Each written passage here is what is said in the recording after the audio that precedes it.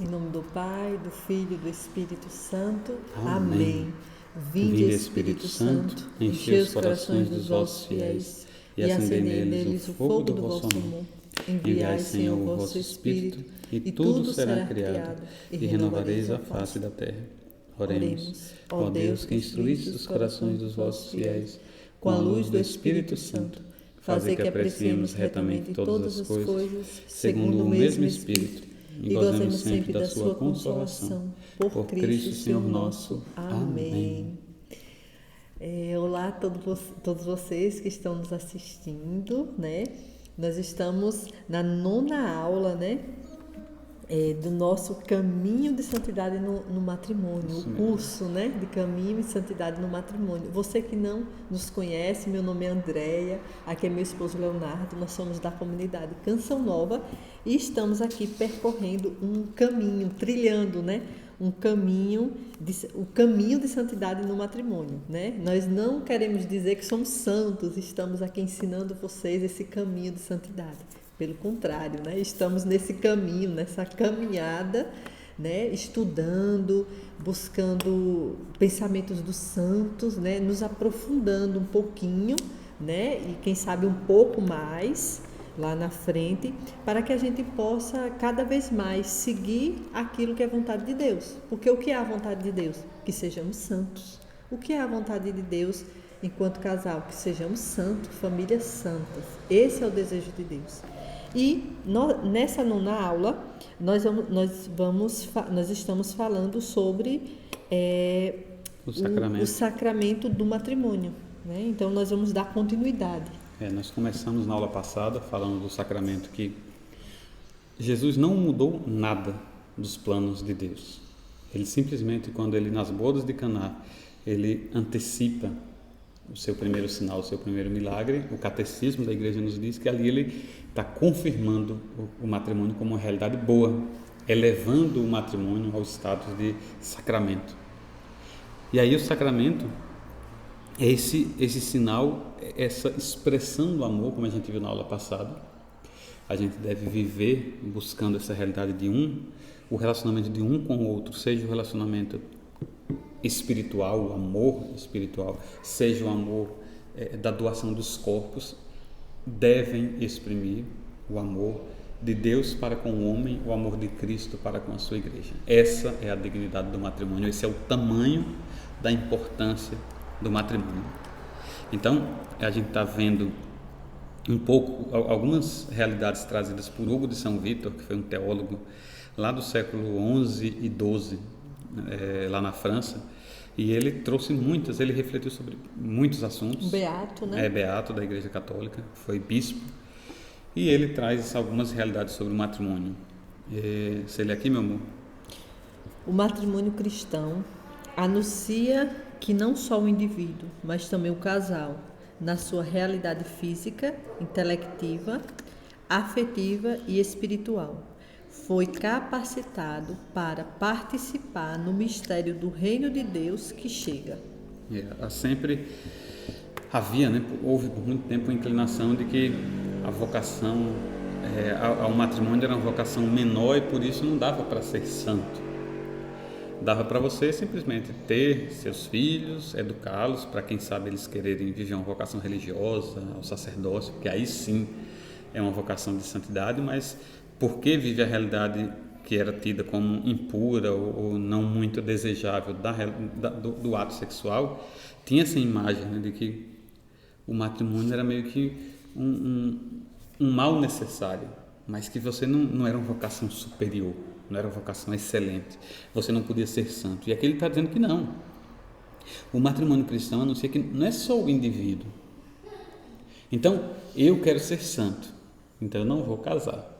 Eu vou ser um eremita, vou ser um padre, vou para um mosteiro, vou seguir uma vocação religiosa, mas não só o indivíduo, mas também o casal. E aí ele faz questão de esclarecer, né? O casal na sua realidade física, porque existe a realidade física do casamento, intelectiva, então no meu pensamento, no dom que Deus me deu da inteligência, afetiva, então o meu afeto pela minha esposa não vai atrapalhar o meu caminho de santidade. Não deve atrapalhar, pelo contrário, ele favorece. E é espiritual. Então, se eu vivo um matrimônio cristão como ele deve ser vivido, buscando Deus, né? essas realidades todas favorecem e não atrapalham. Então, a minha entrega do meu corpo a Andréa, essa realidade física, ela contribui, como a Andréa falou na aula passada, que o padre Léo falava muito, né? Que muitos esposos queriam se afastar, evitar, não, porque o sexo, não, a gente está num tempo de oração. Dentro do casamento, a relação sexual é uma oração, é uma oferta. Então, a realidade física, a realidade intelectiva, a realidade afetiva. Não, eu tenho que me desapegar de Andréa porque eu sou muito de Deus. Então, eu não vou nem tocar nela, não vou me aproximar. Não, eu realmente tenho que me desapegar porque meu único apego é Cristo. Mas por que meu único apego é Cristo e a minha vocação é um matrimônio? Eu preciso enxergar Cristo em Andréa e entregar a minha vida por ela. Então, essas duas realidades, principalmente, né, física e afetiva, que dizem respeito muito ao relacionamento do casal, não nos afastam de Deus. Quanto mais eu sou unido à minha esposa, mais eu me uno a Deus. Se eu coloco Deus no seu devido lugar, que é no centro de todas as coisas, é Ele que dá sentido. É a intimidade com Deus que dá sentido. Né? Sim. O matrimônio, ele nos leva, né? Nos ajuda a chegar ao céu. Né? Eu digo sempre que Leonardo, ele me ajuda muito a trilhar o meu caminho de santidade. Quantas coisas acontecem no meu dia a dia e é ele que me dá, ele é essa ajuda, né? Inclusive, eu também sou essa ajuda na vida dele. É um que vai apoiando o outro dentro de todos esses aspectos, né, que falamos. O aspecto físico, o intelectual, o afetivo e o espiritual. Né? Casal precisa um ajudar o outro a rezar o terço, a ir à missa, a se confessar, a viver as práticas de piedade. Nós precisamos um ajudar o outro, não é cada um ficar no seu canto, eu vou fazer minhas orações e você que cuida aí da sua vida espiritual. Sim, tem as particularidades, né? Mas eu posso ajudar o outro, né? Eu vejo muito isso aqui em casa é tudo muito nítido para nós, né?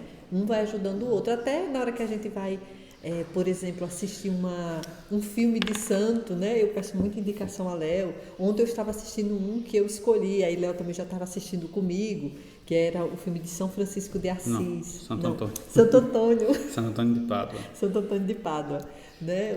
O filme de Santo Antônio de Pádua. Aí dali ele já foi também assistindo comigo, a gente já começou a conversar sobre a espiritualidade de Santo Antônio, né? E olha, um ajudando o outro, né? A questão afetiva, um cuidar do outro, né? Eu ser delicada com meu esposo é santidade. Muitas vezes eu tenho, quem sabe, um monstro dentro de mim, uma estupidez dentro de mim, mas eu quero ser santa. Eu tenho que ser santo para chegar ao céu. Então eu vou fazer o quê? Eu vou tratar melhor o meu esposo, melhor a minha família, né? Melhor os meus filhos, trazendo para dentro de mim a imagem de Nossa Senhora, né? A imagem de uma mulher mais delicada, cuidadosa, né? Então, veja, nós cuidando do nosso matrimônio, nosso matrimônio precisa ser santo, certo? Então, e nós também precisamos gerar filhos santos. Olha que lindo isso, né? Casal santo gera filhos santos.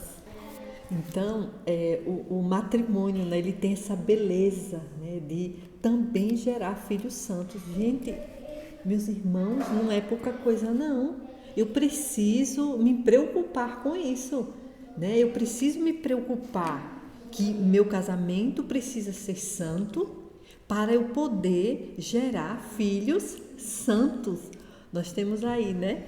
2 grandes santos, inclusive eu estou aqui com esse livro aqui, olha, para divulgar para vocês, Matrimônios Santos, né?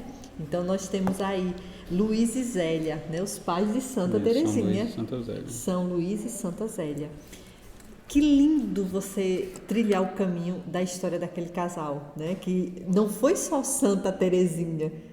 Nossa, é lindo. Você vê que tem também filhos que seguiram os passos do matrimônio, né? Para gerar também filhos santos lá dentro daquela família, para viver a santidade no matrimônio, né? Tanto que quando eles vão fazendo, quando a gente vai observando os relatos, né, eles vão falando sobre essa beleza que era aquela família, a beleza que era a forma como os dois se tratavam, como eles viviam a parte física, né, o servir, o trabalhar, a entrega, uma vida entregue, né, ao serviço, o serviço manual, né, cada um nas formas que a gente vai trabalhando na vida, né? Limpando casa, cuidando, tal, etc. Mas também na entrega ao outro. A parte espiritual, né? Como a gente falou, que é o que? Vida de oração. Meu casamento, ele não se sustenta sem vida de oração. Essa precisa ser a principal parte da minha vida, né? Caminho de santidade no matrimônio. Eu preciso ter Deus como centro da minha vida, como o Leonardo falou. A parte intelectual, eu preciso buscar as coisas. Isso aqui que nós estamos fazendo é a parte intelectual, né? Vocês nos ouvindo é a parte intelectual. A gente ouvir um pastor na igreja é a parte intelectual, né? O que o padre está ali falando para nós, né? Levar isso a sério, levar para a nossa vida, para a nossa cabeça, né? Para que o Espírito Santo possa nos iluminar. Como é que nós somos iluminados? Através dessas buscas que a gente vai entrando, né? E o Espírito Santo ilumina nossa mente, né, para o entendimento. Mas eu preciso buscar.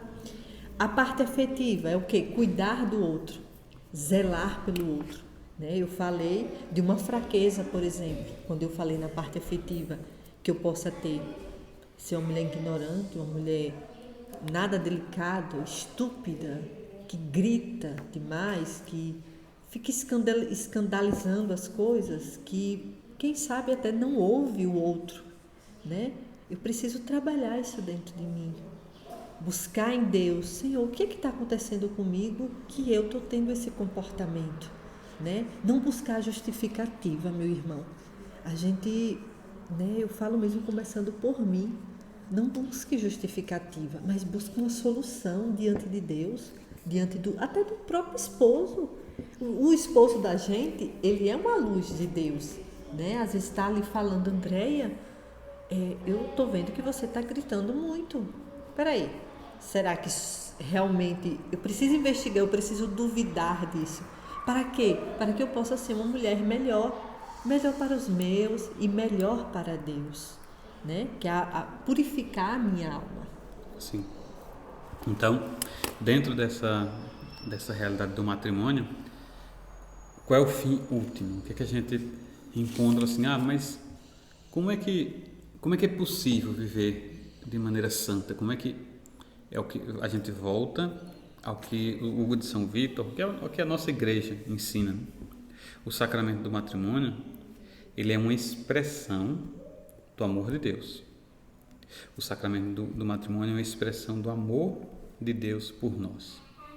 Ou, para usar outra imagem, ele deve ser uma expressão do amor de Cristo pela igreja, a sua esposa. Então, o catecismo nos ensina, lá no número 1615, ele traz aquela frase de Jesus, né? Quem quiser ser meu discípulo, renuncie a si mesmo, tome a sua cruz e me siga. Então, o catecismo, quando vai falar do matrimônio, ele diz o quê? É seguindo a Cristo, renunciando a si mesmos e tomando cada um sua cruz, que os esposos poderão compreender o sentido original do casamento e vivê-lo com a ajuda de Cristo. Esta graça do matrimônio cristão é um fruto da cruz de Cristo, fonte de toda a vida cristã. Olha que profundo. Então é quando a gente segue Cristo, renunciando a si mesmos e tomando cada um de nós a sua cruz, que a gente pode compreender o sentido original do matrimônio e vivê-lo com a ajuda de Cristo. E aí essa imagem belíssima, essa graça do matrimônio cristão é um fruto. Aí a gente pensa em Adão e Eva. Adão e Eva, por meio deles, que colheram o fruto da árvore proibida, por meio desse ato de desobediência, o pecado entrou no mundo. Então, por meio de uma árvore, o fruto do pecado foi colhido. Da mesma maneira, por meio da árvore que é a cruz, bendita árvore, bendito lenho da cruz, nós podemos colher o fruto da santidade, da redenção. Então sempre pense nisso. Às vezes o seu casamento hoje está mais mergulhado, ele está colhendo mais frutos da árvore proibida, ou seja, está colhendo mais frutos de pecado, pela traição, pela mentira, pela desobediência, pela arrogância, pelo orgulho, pelo ciúme, pela vaidade, pelas mentiras, inveja e tantas outras realidades. Sim. Mas esta graça do matrimônio cristão é um fruto da cruz de Cristo, fonte de toda a vida cristã. Então, todo casamento precisa ter o seu momento de cruz, de olhar para a cruz. A gente só encontra o sentido do matrimônio cristão colhendo isso da cruz. Por isso que a gente precisa ter uma experiência profunda de cruz. E não é ter esse pânico que nós temos do sofrimento. Meu Deus, como é difícil compreender, André, é tão difícil. Eu não aguento mais, é melhor separar. Ah não, Leonardo, me dá muita dor de cabeça. Tem que separar. A gente tem pânico hoje do sofrimento. E a cruz é sofrimento. Jesus abraçou a sua cruz. Jesus abraçou a sua cruz. E porque ele decidiu abraçar a cruz, nós somos salvos. Eu preciso olhar para André, olhar para o meu casamento, olhar para as cruzes que acompanham esse casamento e dizer: não, o fruto que eu vou colher passa por esse sofrimento. O fruto que eu vou colher vem da cruz de Cristo. Então, eu não vou fugir do sofrimento. Não é que eu vá amar sofrer em si, não, eu amo o sofrimento que vem de Deus, que Deus permite na minha vida, pelos frutos que eu posso colher desse sofrimento. Então é porque eu sei o valor do matrimônio que eu suporto muitas vezes algum sofrimento, e a partir desse sofrimento Deus vai me ajudando no meu processo de conversão. A graça de Deus vai agindo em mim e eu vou me convertendo e sou capaz de amar mais a minha esposa, sou capaz de amar mais a Deus. Então toda graça para o matrimônio, ela vem da cruz. Ele vem da cruz de Cristo. Então a gente precisa ter essa clareza também, de que o nosso matrimônio só tem sentido quando a gente olha para a cruz. Nós estamos gravando essa aula, ela só vai ser publicada no Instagram daqui a acho que uns 2 meses, né? Tem uma aula por semana. Mas nós estamos gravando na semana da Quaresma. Então a gente tem refletido muito sobre isso, sobre a cruz. Aproxima-se a sexta-feira da paixão. Isso. Como é que a gente tem buscado viver dentro do matrimônio essa realidade da cruz? Aí a gente passa a pergunta para você, meu irmão. Como é que você, no seu casamento, tem encarado a cruz? Você tem fugido, suplicado a Deus: meu Deus, por favor, não me deixe sofrer, não me deixe sofrer, não me deixe sofrer? Ou você tem pensado: meu Deus, se Deus está permitindo esse sofrimento dentro do meu casamento, que fruto de conversão eu posso colher daqui? Claro, eu quero parar de sofrer, mas até parar de sofrer, o que é que eu posso colher de fruto de conversão? Para eu amar mais a minha esposa, para eu amar mais os meus filhos, mas principalmente para eu amar mais a Deus, porque é amando mais a Deus que eu amo todos os outros. Pensemos sobre isso. O nosso casamento precisa imitar o casamento entre Cristo e a igreja. Ou seja, é preciso amar, amar, amar. E não é um ato só. São pequenos atos continuados, a vida inteira, a vida inteira, a vida inteira. 19 anos de casamento. Sim. E a gente continua aprendendo a se amar. Aprendendo. Todos os dias, os atos mais insignificantes aos atos maiores. Às vezes Deus exige um ato maior. Sim, sim. Um perdão mais difícil, uma renúncia mais exigente. Mas na grande maioria das vezes não, são atos pequenos. Que a gente corre o risco de desprezar e não colhe a graça. Então o casamento é isso, são pequenos atos, né? Eu costumo falar aqui em casa, fala para Léo, né? Que cada vez que a gente vai mergulhando nesse mistério que é o outro, né? E o próprio mistério de Deus, a gente sobe uma escadinha, ou uma escadinha não, sobe um degrau, né? Um degrauzinho, né? Então, às vezes a gente olha e diz assim, meu Deus, mas eu só consegui um degrauzinho. Mas é esse degrauzinho tão pequenininho, às vezes tão insignificante, né? Que é isso que Deus está querendo para você. Minha filha, avance mais um pouquinho. Olha aí, mais um degrauzinho, né? Quem sabe seu casamento está paralisado, né? Pelo ódio, pelo rancor, né? Você, quem sabe, está passando algum sofrimento, né? De traição. Olhe para a cruz de Cristo, né? Pergunte a Deus, busque resposta através de Deus, através do próprio Cristo que morreu na cruz, que se entregou por você, se entregou por mim numa cruz, né? E que a gente possa mesmo, encerrando esse momento, a gente possa mesmo pedir ao próprio Deus que Ele possa cuidar dos nossos matrimônios, pedir a graça ao Senhor. Nós precisamos dessa graça, porque sem ela, Jesus, sem a tua graça, a gente não consegue te seguir. Nós não conseguimos, porque é um plano divino. Tudo que a gente está falando aqui, volta e meia a gente fala na parte humana, mas a parte mais complexa é o plano divino, né? E para que a gente entenda o plano divino, o plano de Deus, eu preciso me abrir a Deus. Eu preciso, como diz aqui no catecismo, renunciar. Não é apontar o dedo para o outro. Ah, porque você me machucou. Não, é renunciar a mim mesma. E como é doído, como é sofrido renunciar a mim mesma. Eu reconhecer que eu sou fraca, eu reconhecer que eu tenho meus defeitos, eu reconhecer em mim as minhas misérias, mas somente pela graça de Deus é que eu vou reconhecer para poder ter esse olhar espiritual sobre a situação que cada um de nós passamos, né? Cada um tem sua própria cruz. Eu tenho a minha, Leonardo tem a dele, né? Você tem a sua. Então é pedir a graça ao Senhor, um olhar espiritual sobre essa cruz que você precisa carregar, renunciando a si mesmo. Amém. E semana que vem, na próxima aula, a gente deve terminar esse primeiro bloco. A gente vai falar sobre pecado e recorrer ao auxílio de São José. Sim. Então é isso. Até a próxima aula, se Deus quiser. Deus abençoe você. Fique com Deus.